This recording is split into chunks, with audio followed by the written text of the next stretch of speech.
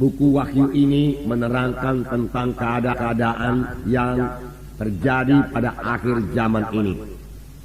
Dan Yohanes menuliskannya. Dan firman Tuhan mengatakan ini akan segera terjadi dan harus terjadi. Tuhan sendiri memerintahkannya kepada Yohanes. Pada waktu itu Yohanes lagi dibuang di Pulau Patmos. Dan Yesus datang kepadanya dan mengatakan kepada Yohanes bahwa dia harus menuliskan apa yang dia lihat dan dia dengar. Lalu jadilah buku Wahyu ini, saudaraku. Surat ini, saudaraku, ditujukan kepada malaikat ketujuh sidang jemaat yang ada di Asia. Yang dimaksud dengan malaikat sidang jemaat di sini adalah pemimpin sidang atau gembala sidang. Bukan malaikat yang biasa melayani di sorga. Malaikat yang biasa melayani di sorga, dia sudah melihat semuanya, saudaraku. Dia mengetahui, saudaraku, segala keadaan yang terjadi di sorga. Tetapi yang dikatakan dengan malaikat di sini, yaitu pemimpin jemaat atau gembala sidang dari ketujuh sidang jemaat yang ada di Asia pada waktu itu. Tetapi saya yakin surat ini juga berlaku bagi sidang-sidang jemaat pada akhir zaman ini, saudaraku. Karena buku Wahyu ini berlaku terus sampai Tuhan Yesus datang kedua kali. Nah, tiap-tiap gereja lokal, saudaraku, dipimpin oleh seorang hamba Tuhan, dipimpin oleh seorang gembala sidang yang bertanggung jawab kepada Tuhan. Jadi Tuhan bicara kepada gembala sidang itu. Tuhan bicara kepada malaikat sidang jemaat itu.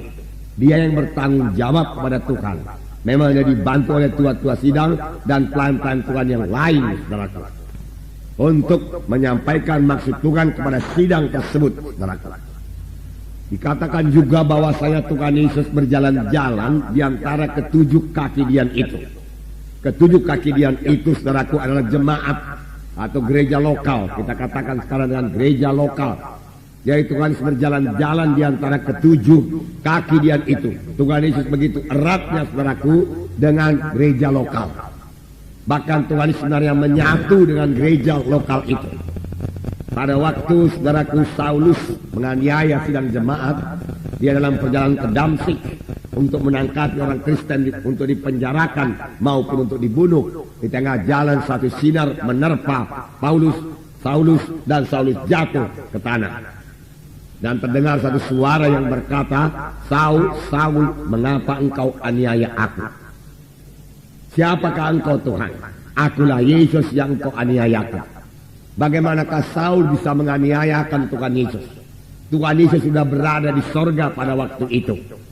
Tetapi begitulah Tuhan Yesus menyatukan dirinya dengan sidangnya. Yesus ada dalam sidangnya. Sehingga Tuhan Yesus berkata, "Akulah yang kau aniayakan.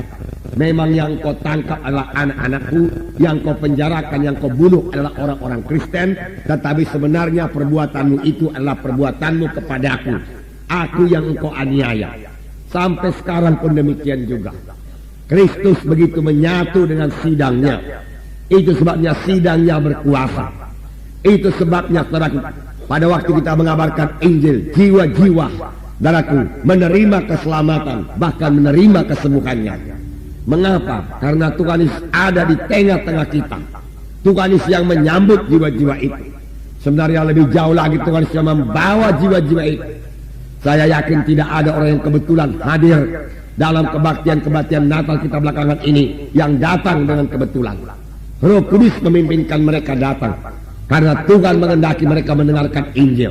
Karena ada firman Tuhan juga berkata, sebelum Tuhan Yesus datang kedua kali, Injil harus dikabarkan ke seluruh muka bumi ini, sehingga tidak ada nanti orang yang berdalih-dalih. Dia sudah mendengar berita Injil. Sekarang terserah kepada mereka untuk menerima atau menolaknya. Tuhan tidak akan pernah memaksa mereka. Saudaraku, mengapa Tuhan membangunkan gereja lokal ini? Dan dalam buku Matius dikatakan, pintu alam maut sekalipun tidak bisa mengalahkannya. Jadi gereja lokal ini, gereja Tuhan ini akan hadir sampai Tuhan datang kedua kali. Bahkan gereja lokal inilah, gereja yang hidup inilah yang akan menjadi pengantin bagi Kristus, saudaraku. Yaitu saudara dan saya yang sudah selamat, yang sudah lahir baru, yang dibentuk terus sampai seperti Yesus. Dalam pembacaan Alkitab kita beberapa waktu yang lalu, dalam 1 Yohanes pasal 2 ayat 6 dikatakan, barang siapa yang ada di dalam Yesus, dia harus hidup sama seperti Yesus hidup. Memang ayat ini sebagai satu tantangan kepada kita.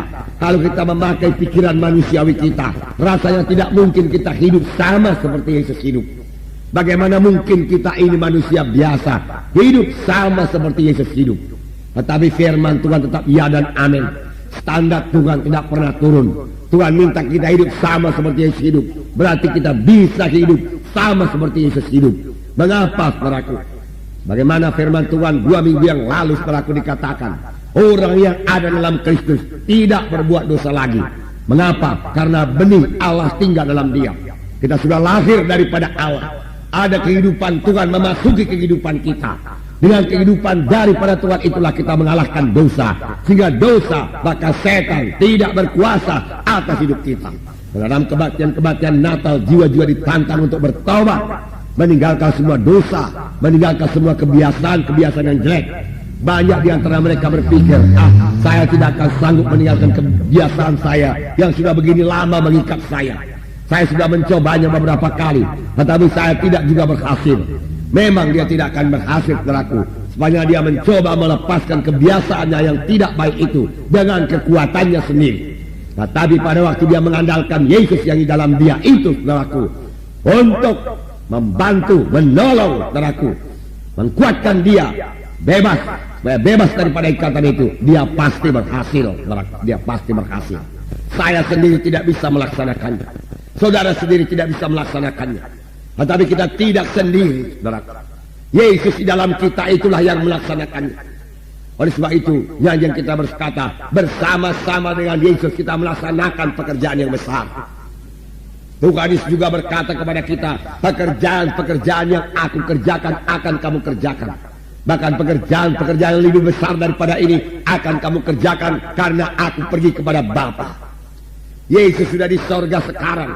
Tetapi di dunia ini masih ada anggota tubuhnya yang akan mengerjakan pekerjaan Yesus. Saudara mengetahui pada waktu Tuhan Yesus berada di bumi ini, dia memakai tubuhnya, berjalan ke sana kemari untuk memberitakan Injil.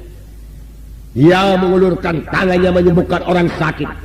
Dia memakai mulutnya mengabarkan Injil. Dia berkata, hai anakku, dosamu sudah diampuni.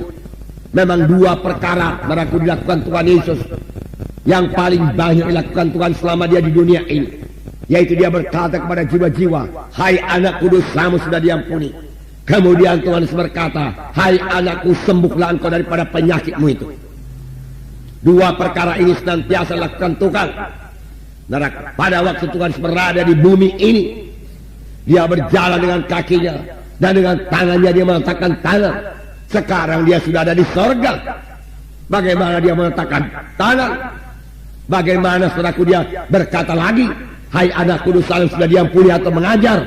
Saudaraku, sekarang Tuhan memakai anggota tubuhnya, yaitu saudara dan saya, yang telah menggabungkan diri dalam satu gereja yang hidup, yang telah menyerahkan diri menjadi anggota satu gereja yang hidup. Bukan memakai sidangnya sekarang ini, Tuhan memakai anggota tubuhnya menyampaikan maksudnya yang kekal,